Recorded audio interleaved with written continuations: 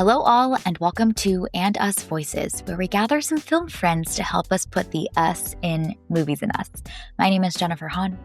And I'm Sarah Callan. We found that movies can be more than just entertainment, but a way to connect more deeply with others in the world around us. We love hearing thoughts from other movie watchers, our fellow film friends, so we invited a few of them to share with us today. And I think what better film than the movie of the year, the anticipated movie of the last several years from one of the most iconic directors of our time. So in this episode, we will answer the question, what is the most epic, hint, hint, wink, wink, scene from Christopher Nolan's The Odyssey? Sarah and I are going to share our favorite scenes, and then after that, you will hear from some of our beloved film friends who were gracious enough to contribute to today's episode. And my gosh, there's 3 hours of movie runtime of candidates for this, so I'm sure we're going to get quite the spread. I'll also say this is your spoiler alert. This film did come out relatively recently. The story is thousands of years old, but there's some choices that Nolan makes. So if you don't want this film spoiled, well, go watch the film, apparently on the biggest screen that you can see with all the marketing and it's being pushed, and then come back and listen to the rest of our conversation. So, Sarah, let's start off by sharing our picks, shall we? So, The Odyssey, Christopher Nolan. What is the most epic scene to you? Gosh, this is such a hard prompt. It seemed like a really good idea at the time when we dreamed this up, but then when it came time to actually pick our most epic scenes, I was like, man, this is going to be really hard. So I narrowed it down to 2, and I think the one that I'm going to choose is, I think, honestly, one of my favorite moments in the film. And it is a moment when a woman shines so brightly. And I am going to give the most epic scene to when CeCe takes out all of the dudes by turning them into pigs. I don't know. I dug it. I was into it. I loved CeCe. Samantha Morton's performance is literal perfection. She is phenomenal in that. She's so enrapturing, and you feel compelled. You feel brought in by her performance. And then it was just, what a slay. You go, queen. Just taking out all these dudes, turning them into pigs just because they came onto your property. I loved it. I was here for it. Just so epic. I love this pick so much. This is also the scene that you so graciously and kindly warned me about because of the close-up shots of her literally carving, shaping them and their snouts. It's very good. So gross. But oddly so satisfying to watch. Yes. This is a fabulous pick. I love that this is inspired. Well done. I really appreciate in that scene when she's bringing them back to their human form and she's saying under her breath, back to your disguises, back to your disguises. It's the ultimate mic drop from her. Oh, it was so good. She is just a phenomenal actress that I need more people to know who she is. Yeah. But she really shines. She's only in this for a couple of minutes, and I feel like that is such a memorable moment, and she gives such a memorable performance. And man, I loved it. And also, what an introduction to a character where she's like, come on, eat my stew. Actually, I'm going to turn you into pigs. It's yes, come on. I'm here for it. Yeah. Oh, it's so good. So what about you, though? So I chose kind of an unconventional pick for this prompt, but what do you think is the most epic scene in Christopher Nolan's The Odyssey? Yeah, so I am going with a scene that happens in the final third act of the film. And by no means is it a great action scene, but I think the visuals are compelling and the score really shines. And that is when Odysseus comes back and fights all of the suitors as a beggar. I really loved this scene because I think what Nolan does best is communicates emotion visually. And I think he does a fabulous job with the idea of someone that is powerful and great and heroic dressed up as a humble beggar and the literal personification of humility fighting off like the entire 3-hour runtime of watching the suitors just like feel this entitlement in this home. And I think the emotional satisfaction of that scene is what makes that scene shine so brightly. That's a lot of S's. Scene shine so brightly. And like it is not a like stellar action sequence. Like the fighting is fine. It's very good. But what I also love about the scene and what makes it really epic, which I think is also what shines in the film in general, is how much the score adds so much to the adrenaline pumping nature of that scene. So my answer is partially like the technical components really shining and what I think is one of the best technical components of this film, which is the score. And the other part is, I think, just the thematic idea of someone humbling themselves and then ultimately being able to reveal their true strength at the right time, but being willing to personify humility literally and be stepped on and spit on and then finally get to reveal the grand reveal. So I'm kind of a sucker for that. And that really worked for me. I mean, that is an epic moment in this epic story. So yeah, that's a great, great pick. I also, one of my favorite musical things that happen in this film is that every time he plucks his bow, then we hear that in the score as well. And oh, that final one when he does it is just so satisfying. You know that it's coming, you're ready for it, and it's still just as satisfying as you expect it to be. So yeah, this is a great, great pick. We love that, you know, beggar in disguise is actually the king whole thing, and it totally works in this film. Mm-hmm. Oh, it's goosebumps, and we really have to wait for it in this film. So it's satisfying when it comes. If you love that type of storyline, go watch The Northman by Robert Eggers, another great example of this, and perhaps more visually adrenaline inducing, also very technically strong. But gosh, we love it as audiences. Something about that just does it for us. Wow, I did not expect a Northman reference here. So wow. Okay, cool. Yeah. I'm here for it though. Christopher Nolan is like saving movie theaters. So we're here for that, you know? This is true. Yeah, which is epic in and of itself. So thank you, Christopher Nolan. Right?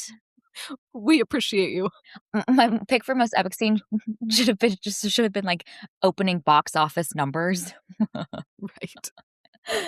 But yeah, Christopher Nolan has done an incredible feat and I think is really drawing audiences in.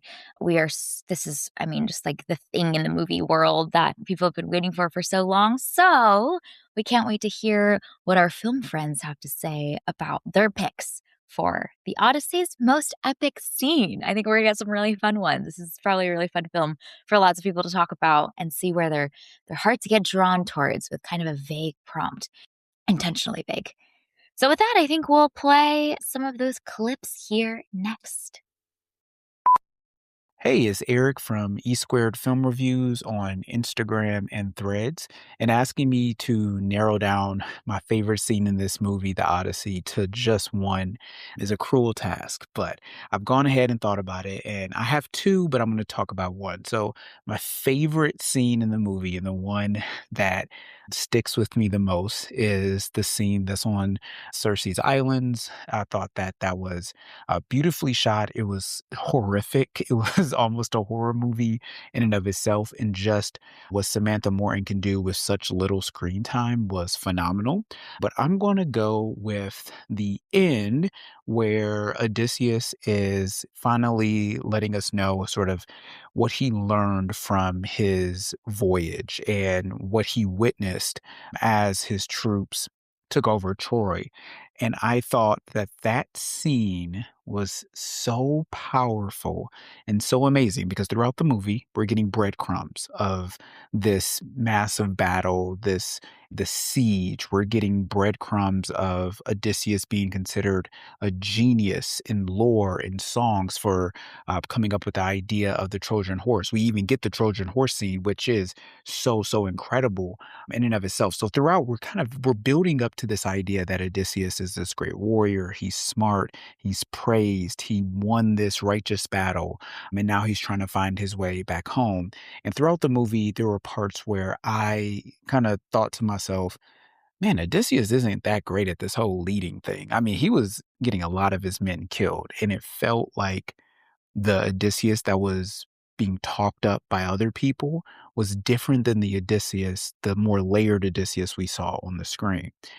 And we get to the scene at the end, and he's talking about what he saw and what messages he gleaned from that. And we ultimately understand that they are in fact the brutes from the sea. They are in fact the individuals who broke Zeus's law for their own gain, and they are in fact the villains and monsters to this world. I thought it was phenomenally done. Emotionally, I connected with seeing that scene, and it hurt my heart to see the rape and pillage of that town, of that civilization. It hurt to recontextualize the Trojan horse as not some tactical genius, but actually some underhanded broken connection between humans, even humans in conflict, that we have some form of decorum between each other. And the breaking of that actually cursed this world. And I thought it was phenomenal in context of Christopher Nolan's career, a man who is admittedly obsessed with quote unquote great men, but throughout his whole career, he's done this, but definitely in these last couple of movies, he is dissecting what it means to be a great man. And he's dissecting actually the fact that great men can and oftentimes do great harm to society and only realize that great harm in retrospect. And it's Christopher Nolan screaming through his art, hey, how about we take heed of these lessons before we create great harm? And even at the end of this movie, when Penelope says that society will rise again or rebuild again, and he says, yeah, it will, but the lessons that are learned here will be forgotten, and we will eventually destroy ourselves again, usually by the hand of a great man, quote unquote great man. Phenomenal.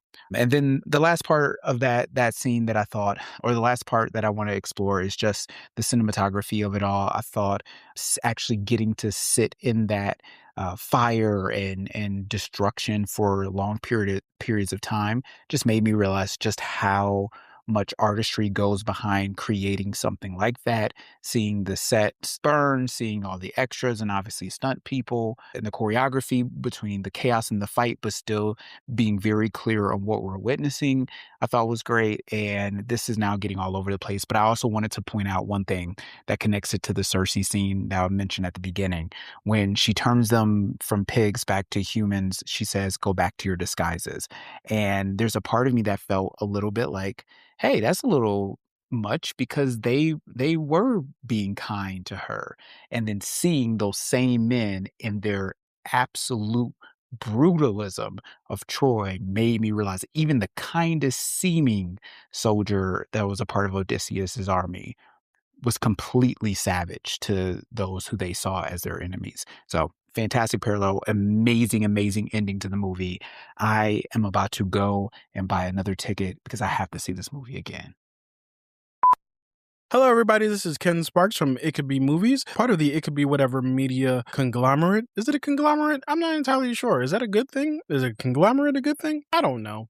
But I'm here to tell you about my most epic moment in the very epic movie, The Odyssey. And for me, my most epic moment is the scene of payoffs that we get towards the very end of this movie. And we start that sequence with Odysseus coming back as a beggar. And the first thing that we see in this payoff extravaganza is him seeing the dog and his dog seeing him. His dog, who's been holding on, waiting for his master, sees his master and finally lets go. That made me emotional. It was a very emotional moment for me. And you may say, why is that epic, Ken? Well, for me, the epicness of this is the filmmaking of it all. And it's not only with the dog passing after seeing his master coming back. It's also with Telemachus recognizing who Odysseus was through the exchange, the nonverbal exchange between Odysseus and his pup. Seeing Tom Holland recognize that, oh my God, my father is back. And then, to his credit, not blowing up the spot, knowing that this is one of the most important moments of their plan. And I'll give him full credit for that, because I don't know if after seeing my father or not having seen my father, basically nearly ever, but trusting that he will come back and his father finally returns as a beggar, seeing the pup release from life and go on to glory. I don't know if I would be able to remain calm as Telemachus did, but he did. The epicness continues from there. Odysseus comes in amongst these rabid, rude, ignorant suitors for his wife, Penelope, and he walks up to Antinous, handing him the very block, the very mark that would have sent him into the army that his brother ended up going into. These moments, more than the action scenes, more than anything else, exemplify the epicness of this movie. Why? Because the story is finally rewarding us for sticking through this Odyssey. This is an aspect of filmmaking that I will always applaud, that I will always enjoy. I get so much from seeing the different seeds that have been planted finally bloom at the opportune time. I'm going to give you an example of a movie that you may find to be a little less than this one, but for me, this is no less of an epic moment. We journey to Guardians of the Galaxy Volume 3, where throughout the entire film, various people, but especially Kraglin, continues to tell Cosmo, bad dog, bad dog. But when it comes time to say good dog to Cosmo, my feelings, my emotions ran sky high, because yes, we finally got what we've been teased this entire time. It is the same feeling for me. Good storytelling will give you something to hold on to. It'll put it in your hands and say, hey, look, hold on to this. Don't sell it. Don't give it away. Don't try to trade it in for anything else. Don't forget this. Hold on to it until the opportune time. And then the story maker comes back and says, you still got it? You still remember it? And you say, yeah, I got it. I could not get it. I was sitting in this theater for 3 hours.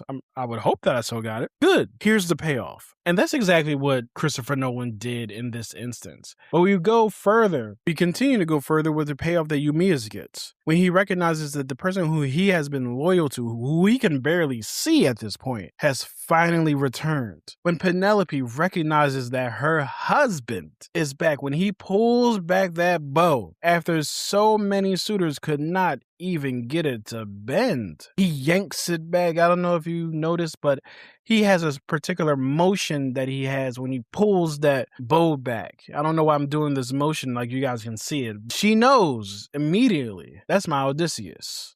That's the Odysseus I've been wanting this entire time. He shoots through those axes, and it's finally revealed that this beggar, who everyone has been treating like crap, is Odysseus, finally returned. From the dog recognizing his master, to Michaelis recognizing his father, Eumaeus recognizing his brother, his master, his friend, to Penelope recognizing her husband, and even to Antinous recognizing his doom. All of these moments, to me, lead to the most epic moment, which is the return of Odysseus. Thank you so much to Movies and Us Pod for having me. I really appreciate any time that you ask me to come and participate in anything that you're doing, because you are two lovely human beings who I will work with at any time, at any point, on anything. I really appreciate y'all. This is Ken Sparks from the It Could Be Whatever network, conglomerate. Most importantly right now, It Could Be Movies. Hello, y'all. It is CeCe Clemons. Very glad to be joining this collab with Movies and Us. You can find me on the YouTube at CeCe Clemons, on the Instagram and the threads at CeCe_Clemons. That's CECE and then Clemons, like lemons with the C in front. You're welcome. Now for the main event, what I think is the most epic film in Chris Nolan's The Odyssey. Really difficult because I had several scenes that I thought were pretty amazing and pretty epic. I literally had to take 2 business days to think about this. And there's also some things that I realized and connected after I watched the movie that made certain scenes even more impactful than they were. But enough of that. We're going to go to just, you got to choose one. Stop playing. Just choose one. Make up your mind. Okay.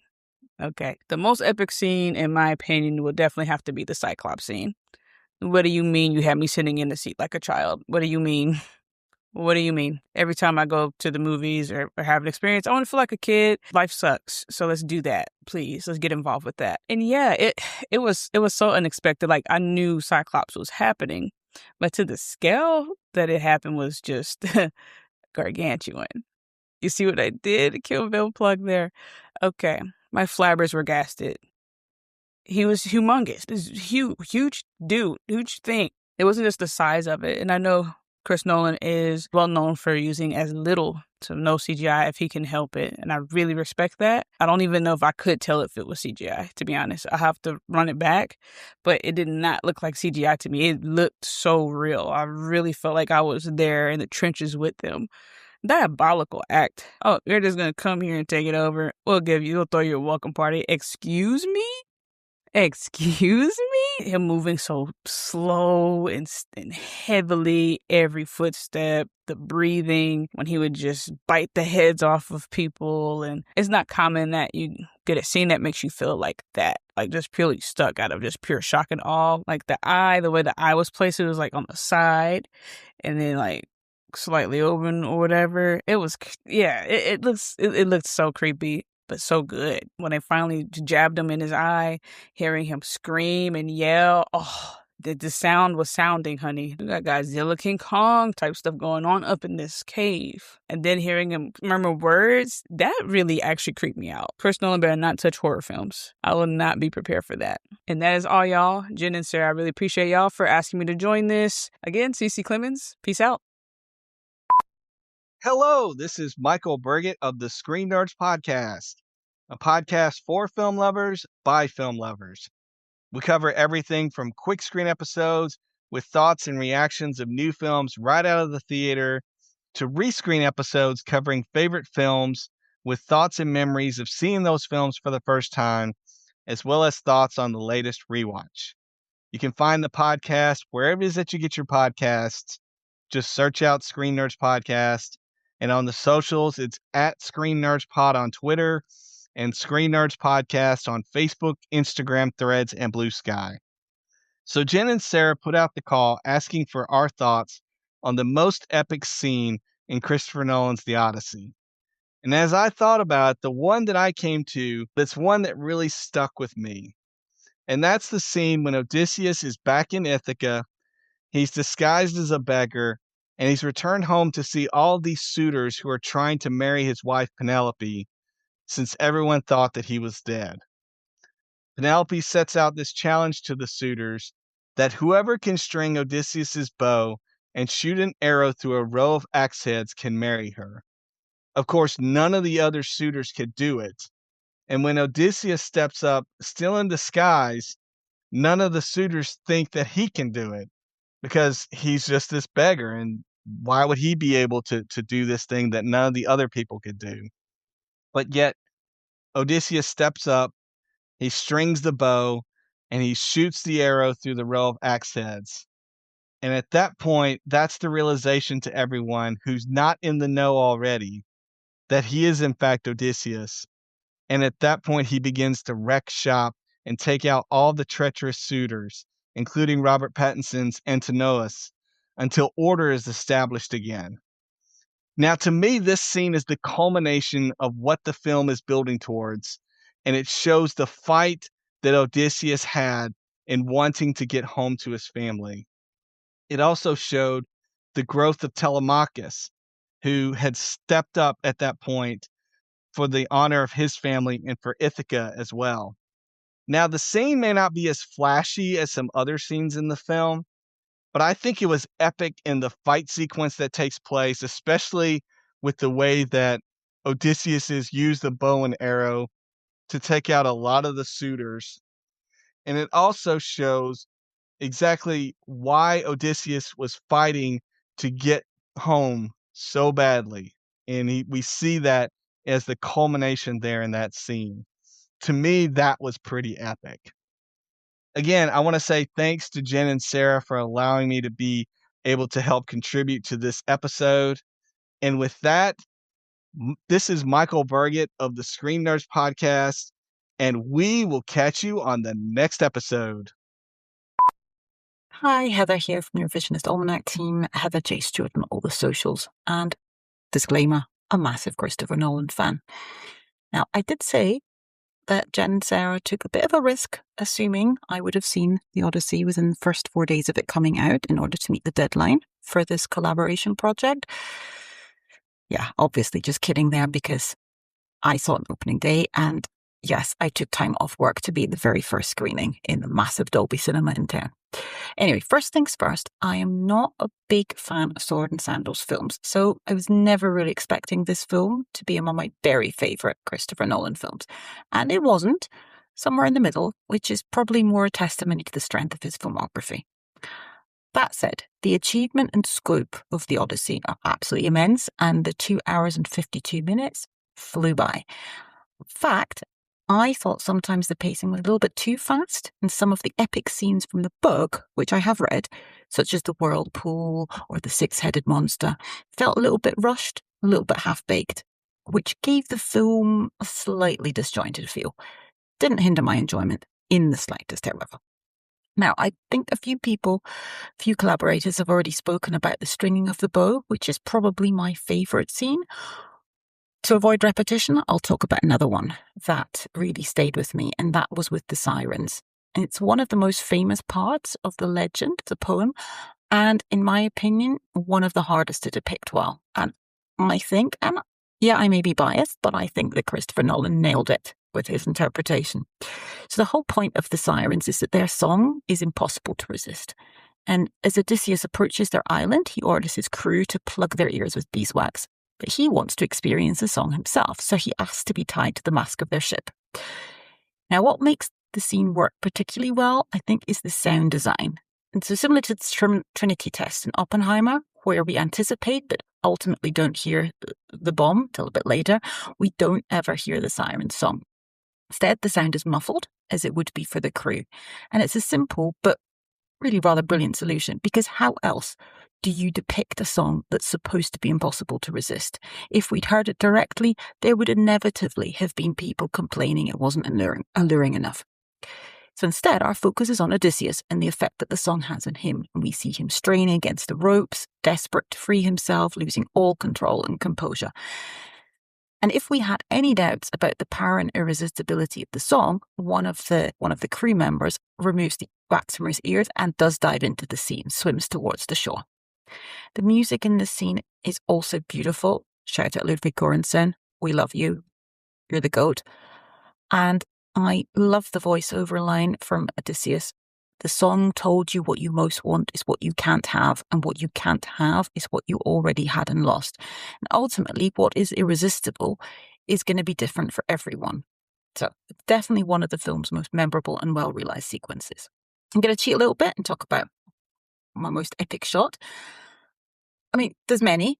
One I'm going to single out here is part of another incredible scene, which is the fall of Troy. In particular, I want to highlight the opening of the gates of Troy and Agamemnon just standing there, all in black, with the fire and the lighting maximizing his aura. Super powerful. Shout out too to the fourth wall break from Zendaya and the cut to the Athena statue being beheaded, not just for the shot itself, which is beautiful, but also for what it signifies in the story and in the overarching message that Christopher Nolan wants to convey. Cannot wait to see this film again. Notice all the subtleties I'm sure I missed the first time around. And I always knew Christopher Nolan could pull this off. And once again, it's just reinforced his undisputed position as my absolute favourite director. Hi, this is Reggie from the movie Postmortem podcast. On our show, my nephew Isaiah and I dissect films of all kinds, whether they're classic, flops, or guilty pleasures. We go through our causes of celebration, causes of death, offer script stitch-ups, and you can hear some of the funniest fake commercials on the internet. You can find the show wherever you listen to podcasts, and you can connect with us on Blue Sky or Instagram at Movie Postmortem. When I think of the word epic, I tend to go with the classical definition of a long narrative that is centered on a heroic or larger-than-life journey. So, of course, by that definition, the Odyssey obviously fits the bill. And this film gives us several epic moments, in my opinion. But for me, the most epic scene was the Trojan horse sequence. This scene has a fantastic framing device. Menelaus tells us essentially, you've heard the story, but you haven't heard it from the inside. Then we cut to the perspective of the soldiers packed inside the horse. For me, that choice made this very familiar story feel very new. We see the men trapped in an incredibly cramped, dark space, struggling just to survive the journey. Before they can even worry about being discovered by enemy soldiers, they are battling nature itself. Because the horse is partially submerged in the water on the beach, it's not conveniently rolling into the city like we've seen in other films. So this entire operation feels unstable, dangerous, and almost more improvised rather than some kind of master strategy. At any moment, the horse could tip over, fill with water, or reveal the soldiers inside. So, this uncertainty makes the sequence feel incredibly tense, even though we know the outcome, because the plan never feels like it's guaranteed to succeed. Once they finally emerge from the horse, the tension only gets worse. They race through the city, trying to get to the gate so they can let their troops inside. And my favorite visual moment comes when Odysseus drops the lantern down below as a signal to his waiting forces. As it falls and crashes, the light briefly illuminates the enormous army that's assembled outside. It is an incredible reveal. The pounding musical score adds even more urgency as we see the men struggling to open the gates while they're trying to fight troops. Everything is building towards this huge climax, and when the gates finally open and Agamemnon and the full army charge into Troy, as Menelaus says, we know the rest. The Trojan horse is one of the most enduring images from any classic epic, I think. And it has been retold and referenced so many times that it would be easy for this version to feel routine. But instead, Christopher Nolan made the audience feel the danger, the desperation, and the enormous scale and the risk of the plan. He takes this story, which is very familiar that we all know, and allow us to literally see it from a different perspective. So for me, that's why the Trojan horse sequence was the most epic scene in the Odyssey for me. Take care. Hi, I'm Louise. I go by Cozy Louise on all my socials, YouTube, Instagram, all that fun stuff. I think one of the most epic scenes for me was the changes for the Polyphemus, the Cyclops sequence. So I love a good monster creature.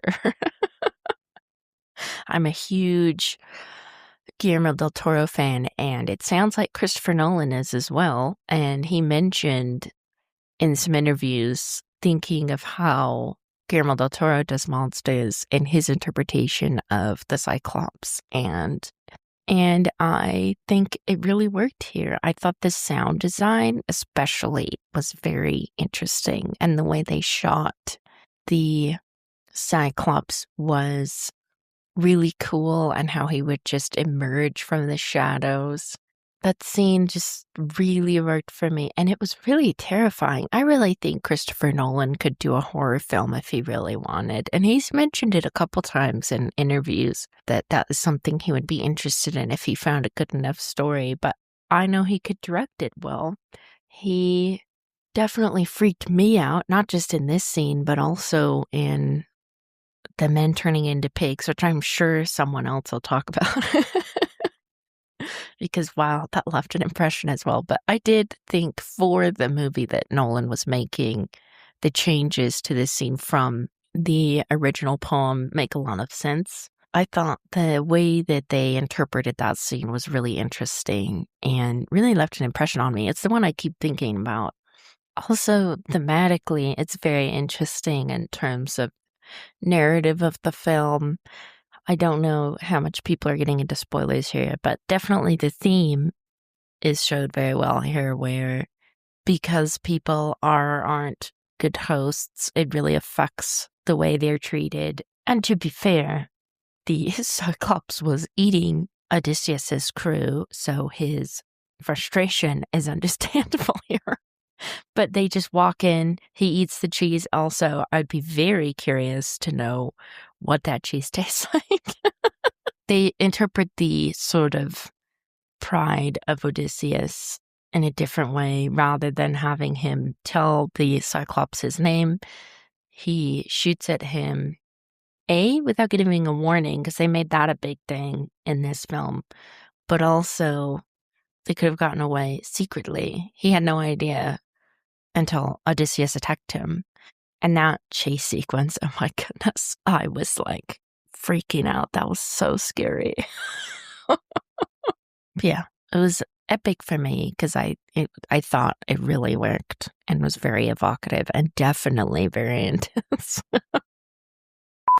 How's it going, Jen and Sarah and everybody over at Movies and Us? And thank you so much again for inviting me for another collaboration. I am Morgan. I am the creator and the host of the Hall of Film YouTube channel and podcast. You may have seen me before as a previous guest on Movies and Us, talking about the 70th anniversary of The Man Who Knew Too Much, as well as the latest Knives Out film with Heather Stewart as well. Now, today I am just very excited to talk about what is now my favourite film of the year, and that being The Odyssey. And Jen and Sarah asked me the now very hard task of saying what my favourite scene is. Now, if it was my favourite thing, I would have said the whole movie because I love this film. I plan on watching this in the cinema a lot of times, so we'll see how many I get to. But as far as my favourite scene goes, it is without a doubt near the end when they are doing the trial of all the suitors for Penelope, and then Matt Damon's Odysseus says, I haven't had my turn yet of stringing the bow, and they all laugh at him, and then he strings the bow and he pulls back the bowstring and pings it, and it makes that noise, and I'm getting chills thinking about it. It is one of the coolest, just most badass scenes I've seen in a film. Matt Damon is incredible in this film, and that is one of the moments where I'm like, okay, this is, one of the performances of the year. And then what I'll tie in as one whole scene is, obviously, you have that moment, he shoots the arrow through the axis, they all realise it's Odysseus, and then he starts killing fools. He goes full John Wick, he goes full Jason Bourne on them all, and it is just an incredible scene. The score from Ludwig Göransson is incredible. Matt Damon's physical presence in this film is just insane because he's probably not done something this physical since the Bourne films, and that was a while ago, and he's older now and he can still go. Like, he was just kicking ass and it was incredible. I watched the whole scene with just a smile on my face and pure joy. And I'm sure everybody who's also listening and watching this, you might have saw clips on the internet. That moment when he pulls back the bowstring and lets it go and it makes that noise, there was people in an IMAX whistling and cheering, and it was like a sporting event. It was, I think it's a moment that's got everybody going, holy shit. So yeah, that would be my pick for the best scene of what is an incredible film filled with incredible scenes. I mean, also the Cyclops scene as well is incredible, but yeah, Matt Damon, Odysseus finally revealing that he's home and then killing fools is without a doubt my favourite scene. So thank you again, Jen and Sarah, for this opportunity. You can find my YouTube channel and podcast where you would, which is Hall of Film. You can find me on socials at Hall of Film _ or my personal stuff at Lone Wolf Mojo, which is where you'll find more updates and just you can get in contact with me to talk about films. And yeah, thank you all again for listening to this. And Jen and Sarah, just keep up the great work. You are two of the nicest people in this space, and the amount of hard work you're doing, you deserve all of the good things that hopefully are coming this year and for years to come. So thank you all for listening, and I will catch you all in the next one. Some amazing picks, quite the range and the spread on such an iconic film. We were so grateful to get to gather our film friends for kind of a current film. I think a lot of our previous And Us Voices episodes have been about iconic films from the past, but it's been really fun to just gather our community together and hear what some of them have to say about this latest big release. So a big thank you to everyone who so graciously and generously contributed to today's episode. Be sure to check out the show notes of the episode for where you can see how you can follow, connect with, listen, watch more of their content on the interwebs. And if there's anyone that you particularly are drawn to and want more of, go find them, go follow them. We're just so grateful to be able to showcase some of their takes and their insights about films. Always fun to do an And Us Voices. So keep an eye on this feed. We'll have more coming soon. Lots of film reviews coming out as we do. And we can't wait to see everyone back here again very soon. Thank you for listening to today's episode of Movies and Us. We are part of the Movie Archer podcast network, so check out moviearcher.com to learn more. Our name sums it up. We're all about movies and the powerful ways we can connect with each other and the world around us. This podcast is about all of us and our shared stories. You can subscribe to this podcast on Spotify, Apple Podcasts, or wherever you tune into your favorite shows. Drop us a rating review letting us know your thoughts about today's episode. Connect with us on Instagram, Threads, and Blue Sky at Movies and Us Pod, or email us at moviesanduspod@gmail.com. Check out our website, andusmedia.co, for the latest on Movies and Us and our other podcast, TV and Us. We hope you have an amazing week, and we can't wait to see y'all very soon.